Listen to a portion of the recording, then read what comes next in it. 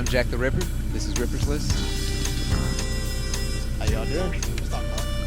Yep, cars it is this week.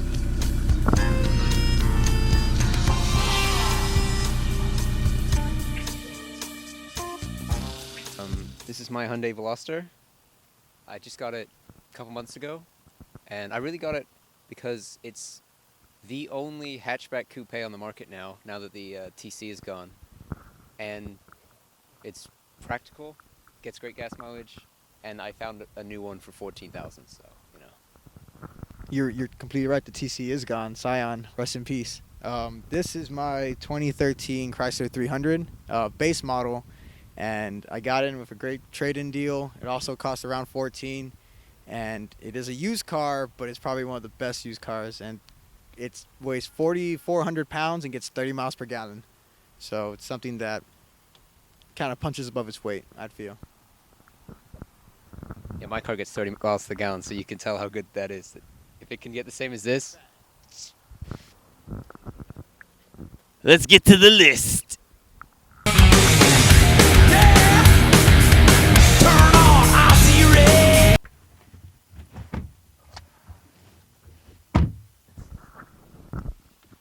All right, the list. Here we go. I guess I'm going first, and my top fifth best car is the final edition of the original Mini, the 90s one. So the Mark 7. I just love how tiny it was, and that they crammed a 90s style interior into it. So, but it still looks like a car from the 60s. I think those came out on the Italian Job, as like the amount of when they had to steal gold in that movie. Yeah, they had to fill up all the minis with bricks, and they're like the classical minis. They had the jack, the Union Jack on top of the roof and everything like that. And they're very nimble cars. I think the John Cooper Works one is like a very, very quick kind of hatchback, and good pick. Sure. The only problem is I think they stopped selling minis in the U.S. in the 70s because they didn't meet safety standards. But yeah, so you had to. I guess you bought them you can buy them in England, but they actually stopped making them I think in 2003. So it's like 59 to 2003. So one hell of a production run. Yeah. The fifth one is the Dodge Charger Hellcat, just because it is something that's 60 grand and has 700 horsepower. It's like 17 less than an Aventador, and 204 miles an hour. It's the same framework as my current car. So, and when I like to think about it, I'm like, I'm in kind of a Hellcat, neutered in a way. But yeah, that's just a really badass car. Great deal for the pricing, and the styling's really badass. I'm glad they brought the Hellcat and like a little cartoon with it. So that's my number 5. Which is the tuning company that did the Hellcat? It's actually straight from the manufacturer. So Dodge, that's what makes the whole idea of the Hellcat so crazy, is that a manufacturer actually decided, let's put 707 horsepower in just an everyday Dodge Charger, which aren't things that aren't known for performance. It's more of a straight line speed. Hennessy has made a 1300 horsepower Hellcat for they have a kit for I think $15,000, and you're still destroying the price tag on any Lamborghini with the more horsepower. It's a great buy to me. Yeah, see, I thought it was a Hennessy or something like that. Because I think I saw it on Hennessy's website, so I assumed that it was their name for their tuned Charger. See, that's something you wouldn't think that a manufacturer would do. Just they used to have the Super Bs in cartoons in the 70s, but not now. My number 4 is the Holden Maloo. Something I'm sure nobody in America has ever heard of, but it's a Ute. And if you don't know what a Ute is, think of like an El Camino. Yeah, it's basically a modern El Camino, and it's based on they sell it here. They sell the Chevrolet SS. Yeah. The SS sedan is basically the same. It's a G8. Well, it's not a Chevrolet. Yeah, but they have the same platform as like the Pontiac G8.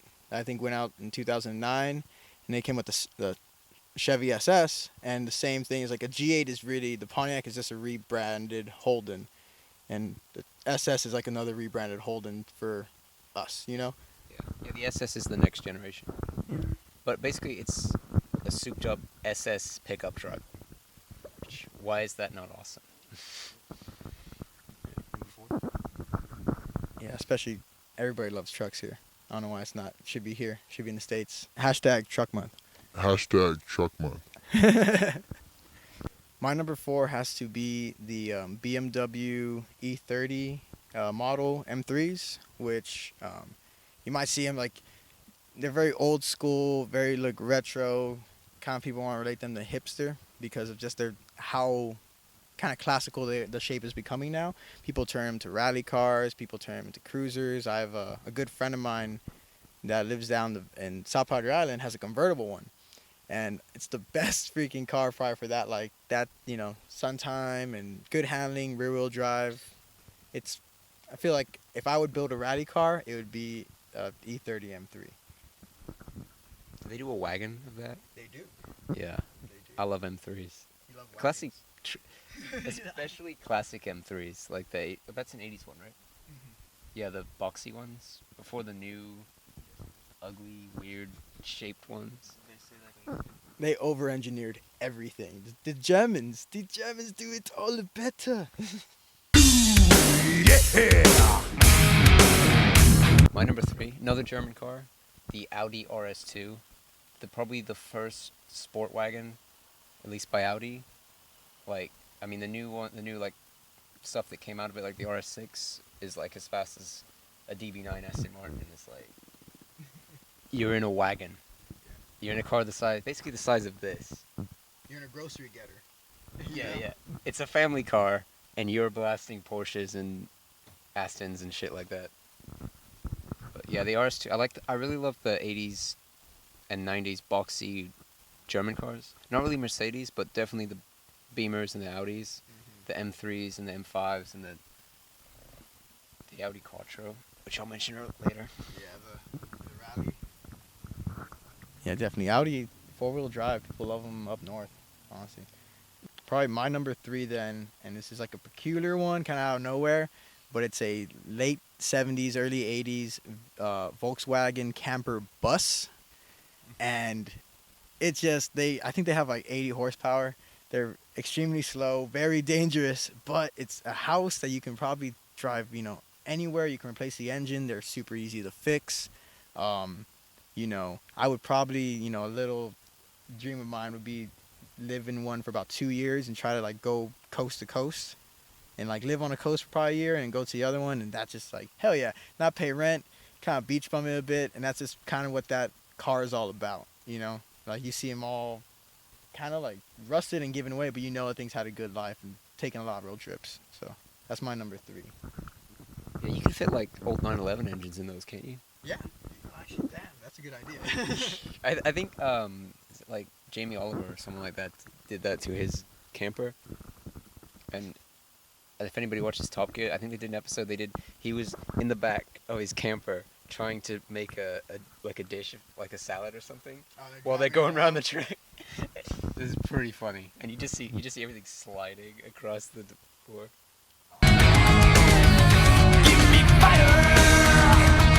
My number 2, another old Audi, probably the first good Audi, the Audi Quattro, first 4-wheel drive rally car, and pretty fucking awesome. And I guess kind of ruined a lot of the people, the rally cars that were in development before it, because they made 2-wheel drive cars, and they oh crap, we can't compete anymore. Fuck it. Yeah. Yeah, I love Audis, so. Yeah, cool. That's definitely, people just threw everything on the shelves there and like, shit, start from scratch now. Number 2 is a 1970 Trans Am Firebird.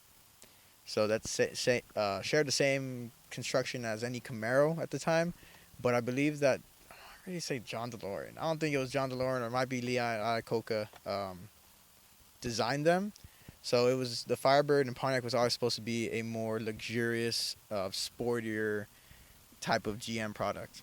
And I just think they look sick. It literally looks like a bird because it has a beak in the front of it. And I personally have a 350 Esprit that's sitting down the valley underneath a nice tarp, waiting for me to rebuild the engine. But yeah, I'm gonna make a clone, a Trans Am clone, no matter what, one day, and that's why it's my number 2. Yeah. Yeah, I think DeLorean did the GTOs, right? Is that what you? I want to say he did like either he did either the first Firebird design or the second, but I know he's associated with it because before he went to create the DeLorean and get caught with coke, he was actually a really good designer. Like he designed the DeLorean, and if you look at that, that's just something that is now stayed timeless. Like the Trans Am, people know it from like Smoking the Bandit and everything like that. You see anybody at the gas station, oh dude, my brother used to have one. Like I love the movie Cannonball or something. It was pretty cool. So my honorable mentions: classic Nissan Skyline, R34. I think I put. Yeah. So like Fast and Furious one. Yeah. I think there was an R32 in an older, or an R33 in an old Fast and Furious. But, You got me now. yeah. But yeah, It's not hard. basically all the that trilogy of GTRs are all pretty cool. I really like them a lot more than the new GTR, especially since it's not even a Skyline anymore. It's like a custom Their own design. thing, its own design. Yeah, and I don't know if anyone knows this, but a Nissan Skyline now is actually the Infinity like G35 coupe. I think that's what is a Nissan Skyline like currently in Japan. Oh, So that's what deserves to be the GTR. yeah. It doesn't. I mean, it doesn't look as cool as the old Skylines, but it still, by rights, deserves to be a GTR. I think. I didn't even know that. I really thought that was yeah. That's really interesting on branding. Because they took the GTR and they made it its own in a way supercar for all its handling purposes. Handles great, 4-wheel drive, all the things. But the fact that they're selling in Japan the G35, the Infinity, which Infinity is a great brand, as a Skyline, it would probably change some people's perception. Change mine a little bit because you associate Skyline with GTR. You watch Fast and Furious, you're like, that's a Skyline, but it says GTR. Yeah. With the new one that just debuted a couple of days ago at the I don't know, it's New York or Geneva Auto Show, whatever. It looks the exact same. Like they haven't changed it at all. So it's like all the other ones at least had a great gradual change. Yeah. So GTR definitely, man, freaking takes out a lot of bigger cars. Or more of the Skyline should actually look like a GTR. I think the GTR should still be the top of the line Skyline, not its own model. And then my other honorable mention is the Hennessy Velociraptor SUV conversion. So they actually made like a F-150 Raptor SUV. Plus it's been tuned by Hennessy, so it's like the super Velociraptor version. And I think actually Top Gear were the first people, Top Gear magazine, did the first car around the Circuit of the Americas in a Velociraptor before they paved it. Huh. When they laid out the track, they did it in a Velociraptor. That's sick. So first car around Circuit of the Americas. My honorable mentions actually goes to your number 1, the genesis of your number 1. So mine is a Jaguar E-Type, not the F-Type, but the E-Type was probably I think created 70s, around there, and it was more just like sports car made as a convertible. I think it had a V12 in it. There's different engines, of course, but it was an extremely expensive car, very well made, and kind of has this old school, like just look it up, Jaguar E-Type, and it's kind of like is the antithesis of what Jaguar is. It's very sporty. You could probably if I would lived in France, like drive down the Riviera in one of those and just be like, yeah, man, like you'll just have a great time. And then the second one, honorable mention, is the Lamborghini Countach, which he like Wolf on Wall Street, That's the car that he's crawling in. The ludes just hit him, and he wrecks it completely. That is the car I'm talking about, and that is, if you really look at Lamborghini's past, like their first car was a Miura. But before that, they made tractors, and really they're kind of sports car, flashy, because that's what people really associate Lamborghini with. If you want to be loud, you go for Lamborghini. If you want to be, in a way, subdued or a little bit more classical, you kind of go with the Ferrari. Like, depending on, they've always had this rivalry. And the Countach to me is the first loud Lamborghini.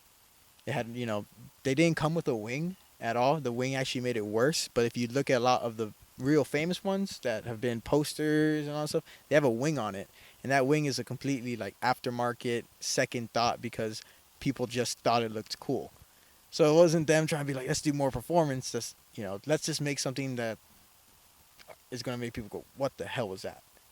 What is that? Where can I get one? Yeah. And why does it look so cool? I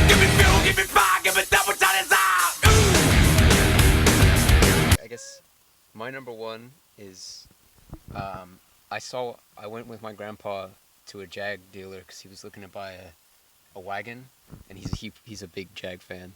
So, and I saw an F-Type in there, and I just instantly fell in love with the body shape. And I mean, I think I saw a coupe, but really the convertible is the nice one. The coupe doesn't really work the lines for it. It works a lot better as a convertible, but super impractical. But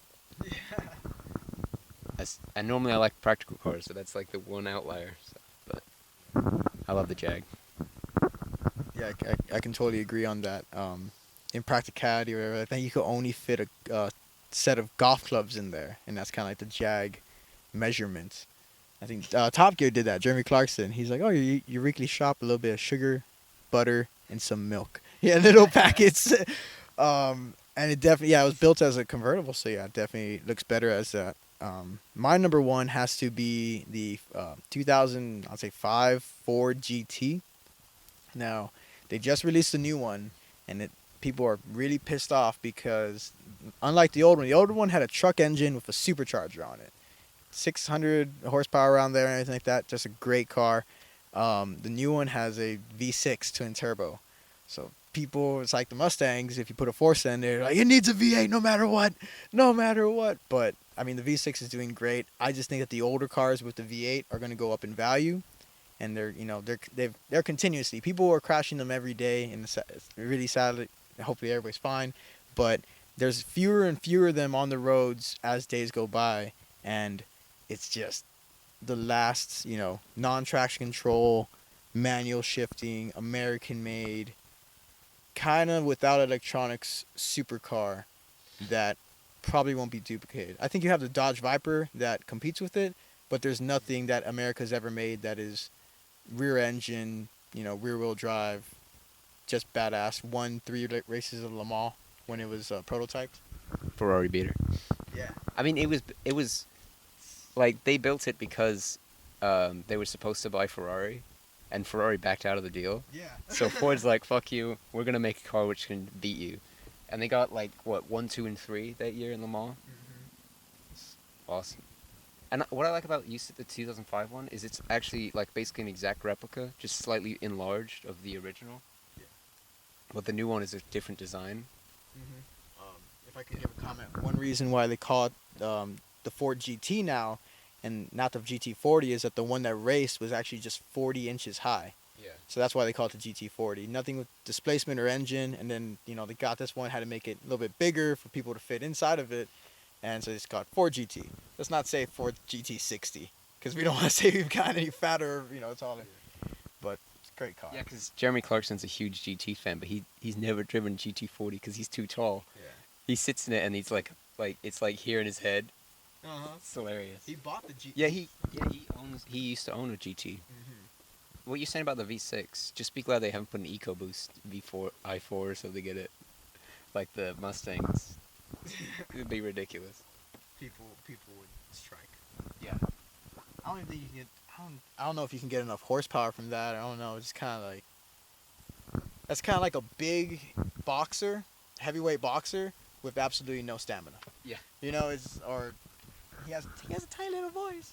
He's like very intimidating, but a very tiny. It's like, no, I'm not intimidated by it. I find the EcoBoost engines irritating. You shouldn't have a 4-cylinder in a Mustang. It's just stupid.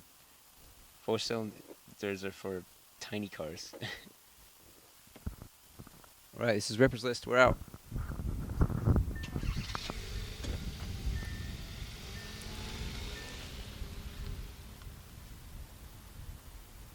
The Germans do it all better.